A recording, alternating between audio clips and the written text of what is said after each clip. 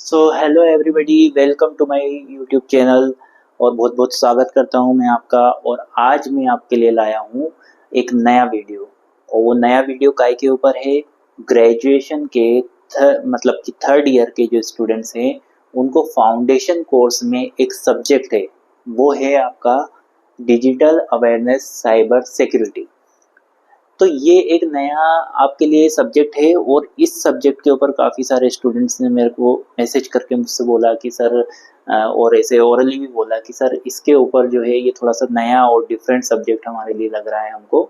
तो आप प्लीज़ इसके ऊपर एक सिलेबस के ऊपर जो है एक वीडियो बनाएं ताकि हम थोड़ा सा समझ सकें कि ये सिलेबस आखिर है क्या। तो मैं आज आपके लिए लाया हूँ डिजिटल अवेयरनेस साइबर सिक्योरिटी का BA, BSc, BCom, BCA third year का फाउंडेशन कोर्स का सिलेबस। तो आपका जो डिजिटल अवेयरनेस और साइबर सिक्योरिटी का जो आपका पेपर रहेगा फाउंडेशन कोर्स का, ये जैसे कि आप जानते हैं कि ये कैसा रहेगा, ये ओएमआर शीट पे आपको रहेगा और 50 मार्क्स का पेपर रहेगा। तो आपको मतलब कि ये पेपर सॉल्व तो काय में करना है ओएमआर शीट पे। पर ओएमआर शीट पे भी अगर आप बिना कुछ लिखे बस अगर आप गोले भी भरेंगे तो उसके लिए भी आपको नॉलेज होना जरूरी है। और वो नॉलेज कब आएगा, जब आप उसका सिलेबस पढ़ पाएंगे, जब आप उसके सिलेबस को समझ पाएंगे कि आखिर सिलेबस में है क्या। तो आइए देखते हैं हम कि सिलेबस में क्या है। तो इस ये जो सिलेबस डिजाइन किया गया है, इसमें टोटल आपकी 5 यूनिट्स हैं। सिलेबस काफ़ी लेंथी है, देखने में ही आपको लग रहा होगा कि सिलेबस काफ़ी लेंथी है। बाकी आप इसको देख कर के कई स्टूडेंट्स डर भी रहे हैं कि अरे इतना लेंथी है तो इसमें कितना पढ़ना रहेगा, क्या चीज़ें हैं क्या नहीं है।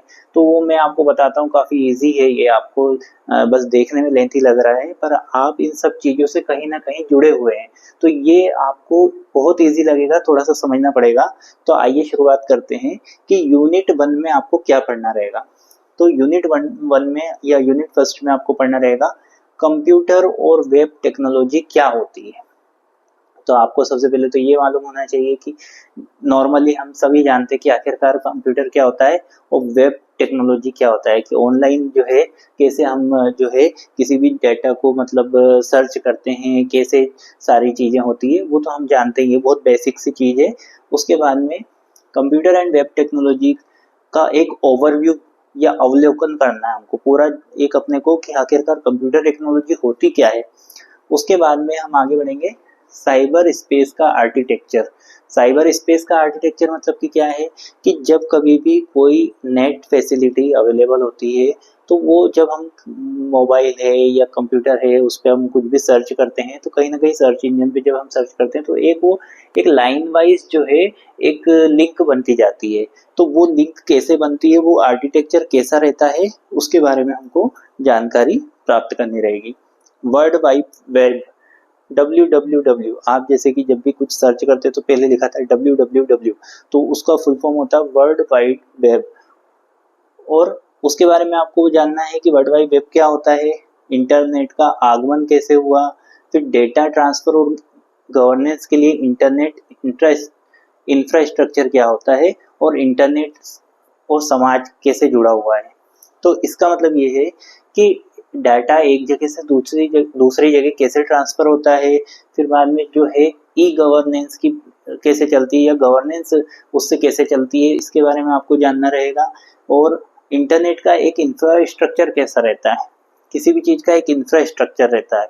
तो जैसे कि अपन अगर बात करें, मैं एक एग्जाम्पल के तौर पर बताना चाहूँगा कि जब हम कहीं पे भी जाते हैं कोई सी बिल्डिंग को देखते हैं तो वो पहले अपन देखते हैं कि इसका पूरा इंफ्रास्ट्रक्चर कैसा है, कैसे कैसे सिस्टमेटिकली कैसे कैसे इसमें हर एक चीज़ अरेंज है।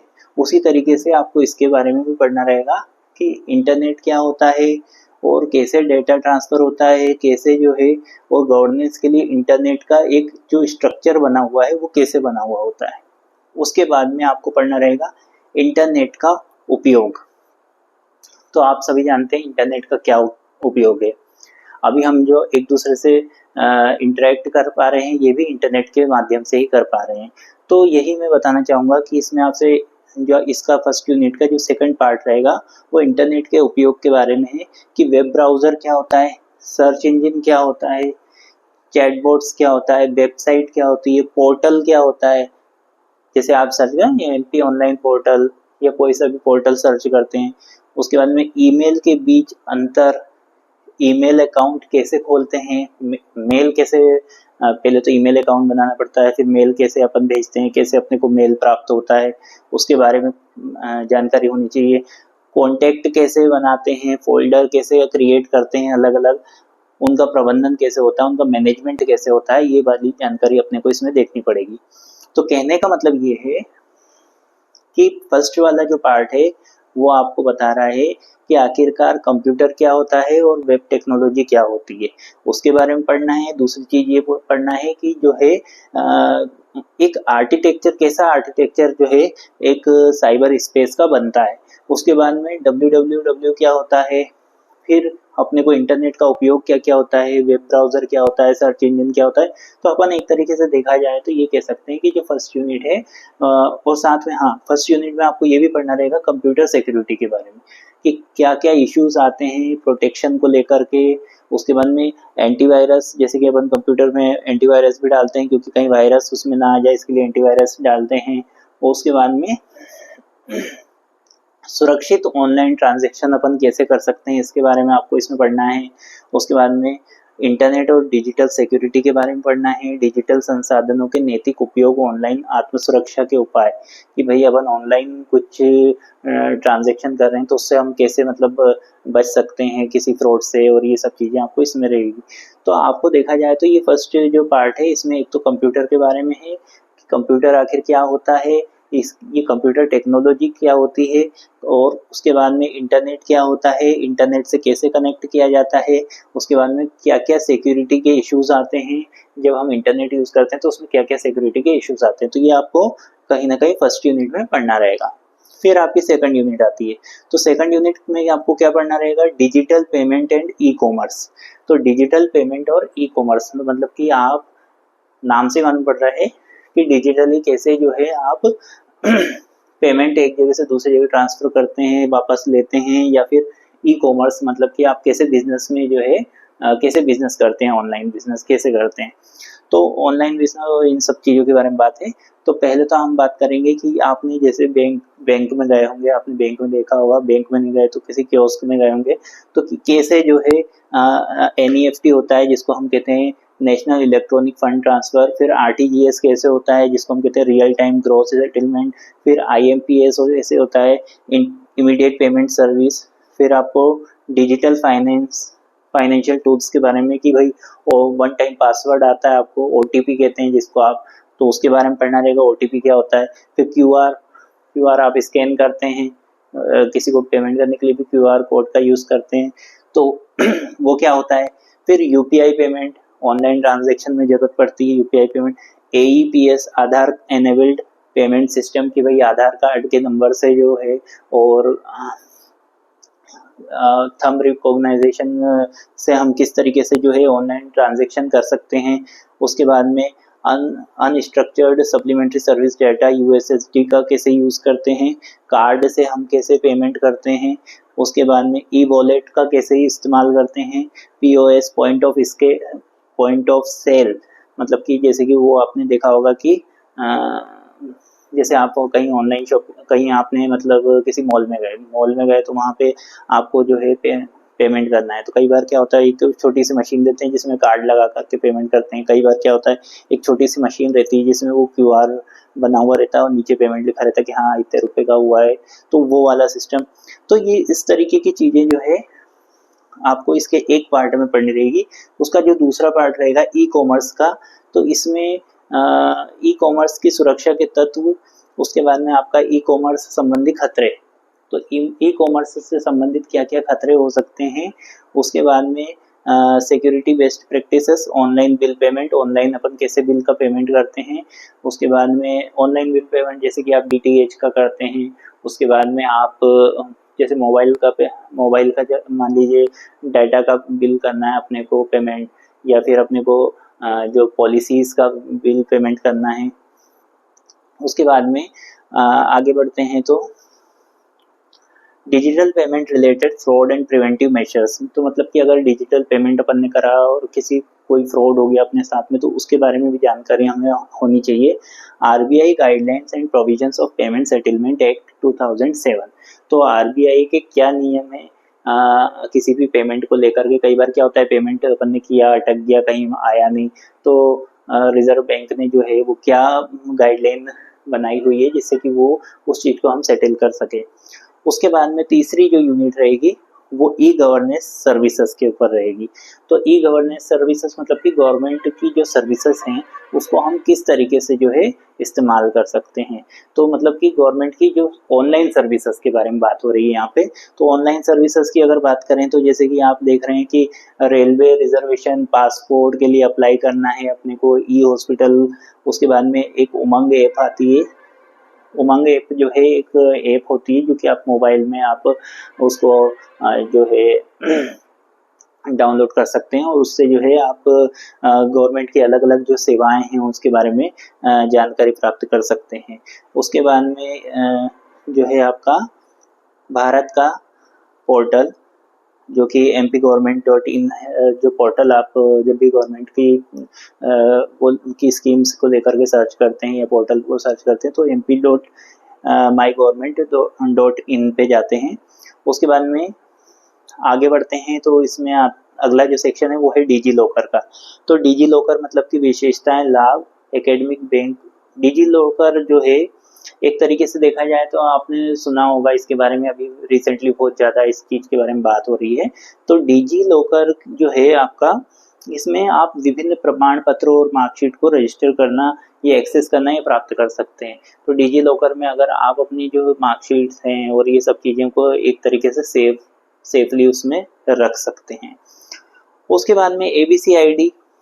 तो एबीसी आईडी आजकल कॉलेजेस में, स्कूल्स में सब तो बहुत ज़रूरी कर दिया है। तो उसमें क्या होता है कि आजकल जो है आपके जो आपके एकेडमिक क्रेडिट्स हैं, आपके जो मार्कशीट्स में आपको जो क्रेडिट आते हैं उन सब क्रेडिट्स को जो है एक तरीके से सिक्योर करके उसमें रखा जाता है ताकि वो आगे चल करके आपको काम आ सके किसी भी अदर फील्ड में। तो वो जो है एबीसी आईडी के बारे में आपको पढ़ना रहेगा। उसके बाद में ऑनलाइन शिक्षण संसाधन की खोज। तो ऑनलाइन शिक्षण संसाधन की खोज के बारे में अगर बात करें तो स्वयं पोर्टल और ई पाठशाला के बारे में। तो स्वयं और ई पाठशाला जो है गवर्नमेंट के एक पोर्टल है जिसमें आप ऑनलाइन पढ़ाई भी कर सकते हैं। उसमें बहुत सारे कंटेंट्स होते हैं जिसको आप पढ़ाई के लिए इस्तेमाल कर सकते हैं। फिर अपन फोर्थ यूनिट की बात करें तो फोर्थ यूनिट आपकी साइबर सिक्योरिटी के ऊपर है। तो इसमें आप जो है concept and regulation of cyber security, issue and challenges, cyber crime targeting. तो मतलब कहने का मतलब ये है कि आपकी जो चौथी यूनिट है ये पूरी साइबर सिक्योरिटी के ऊपर। साइबर सिक्योरिटी मतलब कि आप जो है किस तरीके से जो ऑनलाइन जो भी ट्रांजैक्शन करते हैं तो उसमें आप कैसे जो है किसी भी फ्रॉड से बच सकें। तो वो वाली सारी चीज़ें आपको इसमें पढ़नी रहेगी। उसके बाद में आप जो साइबर क्राइम वुमेन्स और चिल्ड्रंस के साथ होते हैं, साइबर बुलिंग होती है, कई लोग साइबर पे मतलब ऑनलाइन किसी को बुली करते हैं, परेशान करते हैं। उसके बाद में financial fraud, social engineering attack, malware, zero day zero click attack, remedial and mitigation measures, reporting cyber crime. मतलब कि अलग अलग प्रकार के जो मालवेयर्स आते हैं, मतलब कि जो खतरनाक जो वायरसेस आते हैं जो कि आपके सिस्टम को हैक कर लेते हैं और उसके कारण से क्या होता है कि आपके जो आपको फाइनेंशियल क्राइसिस भी हो जाता है कई बार। तो ये सब चीज़ों के बारे में आपको इसमें पढ़ना रहेगा। साथ में इसमें आपको आईटी एक्ट 2000 के बारे में भी पढ़ना रहेगा कि आखिरकार जो है साइबर क्राइम आपके साथ होता है तो आप उसमें कैसे रिपोर्ट कर सकते हैं, उससे आप मतलब क्या क्या लॉज उसके लिए बने हैं, आप किस तरीके से जो है आपके साथ अगर साइबर क्राइम होता है तो आप कैसे आगे उससे कैसे आप मदद प्राप्त कर सकते हैं, उसके बारे में आपको इसमें पढ़ना रहेगा। फिर जो पांचवी यूनिट है वो आपकी काय के बारे में, social media overview and security. तो सोशल मीडिया प्लेटफॉर्म्स आप जानते हैं बहुत अलग अलग प्रकार के सोशल मीडिया प्लेटफॉर्म्स आजकल अवेलेबल हैं। तो इसमें इसके बारे में आपको जानकारी होनी चाहिए। Viral content, social media marketing, इसकी प्राइवेसी, इसके चैलेंजेस, इसकी अपॉर्चुनिटीज़, इसके नुकसान और कुछ बेस्ट प्रैक्टिसेस, ऐसे करके ये बहुत सारे और लॉज क्या क्या हैं इसको लेकर के। तो इसके बारे में आपको इसमें पढ़ना रहेगा। तो कहने का मतलब ये है कि देखने में सिलेबस बहुत वास्ट दिख रहा है, पर इसमें आपको पढ़ने में सिर्फ इतना ध्यान रखना है कि जो अगर आप इसको इतना डीपली ना देखें और सिंपल इसकी अगर ये मेन पॉइंट्स को अगर देखें तो आपको समझ में आ जाएगा कि फर्स्ट यूनिट जो है ये काय के बारे में है। ये पहला इसका एक भाग तो आखिर कंप्यूटर और वेब टेक्नोलॉजी क्या होती है, इंटरनेट जो है वो किस तरीके से उसका पूरा इंफ्रास्ट्रक्चर कैसा होता है उसके बारे में पढ़ना रहेगा। दूसरी जो यूनिट है उसके उपयोग के बारे में कि सर्च इंजन क्या होता है, वेबसाइट क्या होती है, पोर्टल क्या होता है, मेल क्या होता है, मेल आईडी कैसे बनाते हैं, मेल कैसे भेजते हैं, मेल कैसे प्राप्त करते हैं। फिर आपके एंटीवायरस के बारे में बात करनी है और सुरक्षित ऑनलाइन ट्रांजैक्शन अपन कैसे कर पाएंगे, ये सब चीज़ें आपकी फर्स्ट यूनिट में आ गई। सेकंड यूनिट में आपको क्या है और डिजिटल पेमेंट और ई कॉमर्स के बारे में।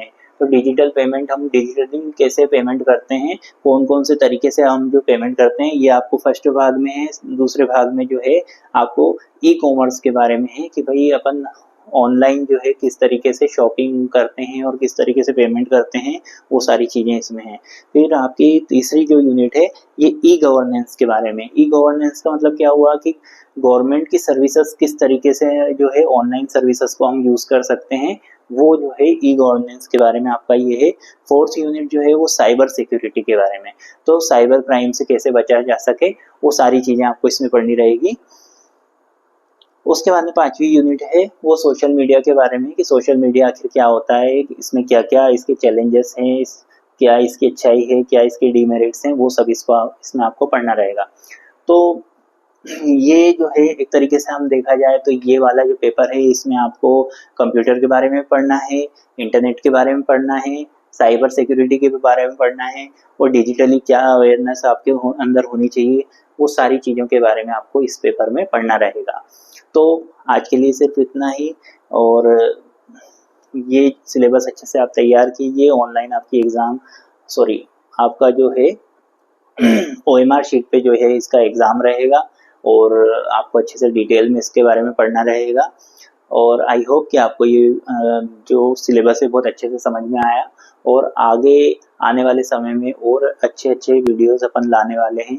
अभी तो हम केवल सिलेबस डिस्कस कर रहे हैं, जैसे जैसे हम चैनल ग्रोथ करेगा, जैसे जैसे हम आगे बढ़ेंगे हम सारे पॉइंट्स को डिस्कस करेंगे। यही नहीं, कई सारे पॉइंट्स को हम सिलेबस के डिस्कस करेंगे, पर उसके लिए आपका सपोर्ट बना रहना बहुत ज़रूरी है।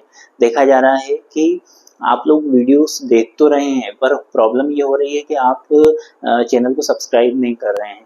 तो चैनल को सब्सक्राइब करना बहुत ज़रूरी है और बेल आइकन को क्लिक करना बहुत ज़रूरी, तभी आपके पास में अच्छे अच्छे वीडियोस के नोटिफिकेशन आ पाएंगे। तो आपकी एग्ज़ाम आ रही है, उसके लिए बेस्ट ऑफ लक। और ज़्यादा से ज़्यादा मैं जल्दी जल्दी आपके लिए अच्छे अच्छे टॉपिक्स लाने वाला हूँ जो कि आपके एग्ज़ाम पॉइंट ऑफ व्यू से भी बहुत इंपॉर्टेंट रहेंगे। और हाँ, कमेंट बॉक्स पे आप ज़रूर बताइए कि आप और कौन कौन से टॉपिक्स जो ऐसे हैं जो चाहते हैं कि मैं उसके ऊपर भी आपके लिए वीडियोस लाऊं, या कोई डाउट हो तो उसके बारे में मुझे कमेंट बॉक्स में ज़रूर बताइए। और मैं हर कमेंट को कहीं ना कहीं जो है उसका रिस्पॉन्स देता हूँ, उसके बारे में जानकारी आपको देता हूँ या उसका रिप्लाई देता हूँ।